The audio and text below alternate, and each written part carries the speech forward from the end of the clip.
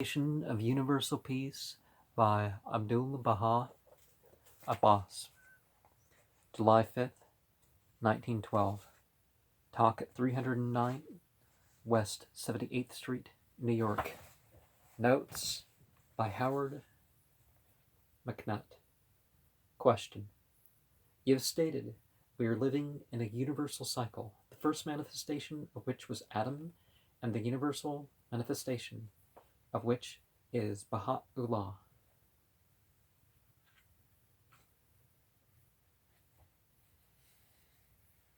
Might even be able to say that Jesus was a more universal teacher.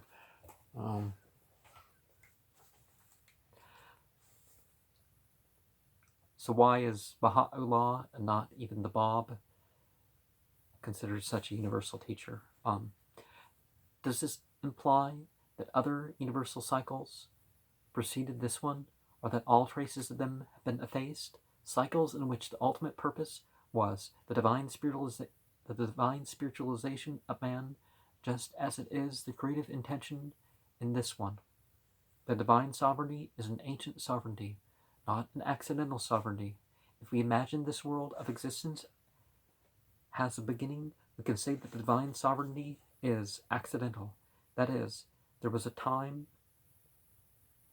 when it did not exist. A king without a kingdom is impossible. He cannot be without a country, without subjects, without an army, without dominion, or he would be without kingship. All these exigencies or requirements of sovereignty must exist for a king. When they do exist, we can apply the word sovereignty to him. Otherwise, his sovereignty is imperfect, incomplete. If none of these conditions exist, sovereignty does not exist. If we acknowledge that there is a beginning for this world of creation, we acknowledge that the sovereignty of God is accidental. That is, we admit a time when the reality of divinity has been without dominion. Literally defeated. The names and attributes of divinity are requirements of this world. All hail the God of this world and age, right? The names and attributes of divinity are requirements of this world. The names, the powerful, the living, the provider, the creator, require and necessitate the existence of creatures. If there were no creatures, creator would be meaningless. If there was none to provide for, we could not think of the provider. If there were no life, the living would be beyond the power of conception. Therefore, all the names and attributes of God require the existence of objects or creatures upon which they have been bestowed, and in which they have become manifest. We can refer to the qualities and the names, but not the essence of God, right? Because the essence of God is what manifests these qualities, but the qualities are only known through the material universe, or mental or spiritual universes. But if there was a time when no creation existed, when there was none to provide for, it would imply a time when there was no existent one, no trainer, and the attributes and qualities of God would have been meaningless and without significance.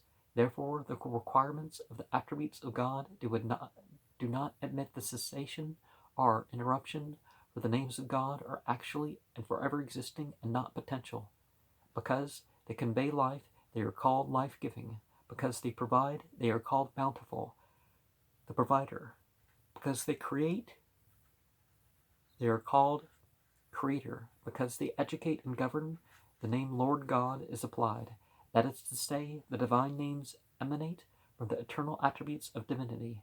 Therefore, it is proved that the divine names presuppose the existence of objects or beings.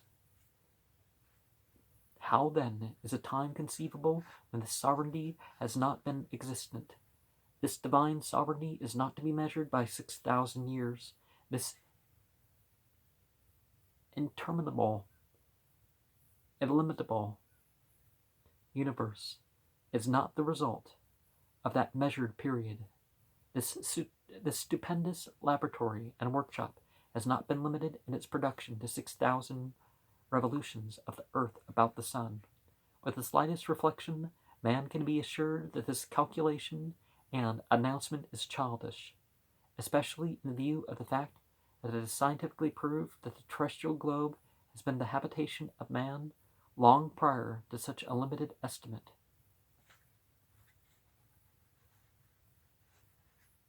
As to the record in the Bible concerning Adam's entering paradise, his eating from the tree,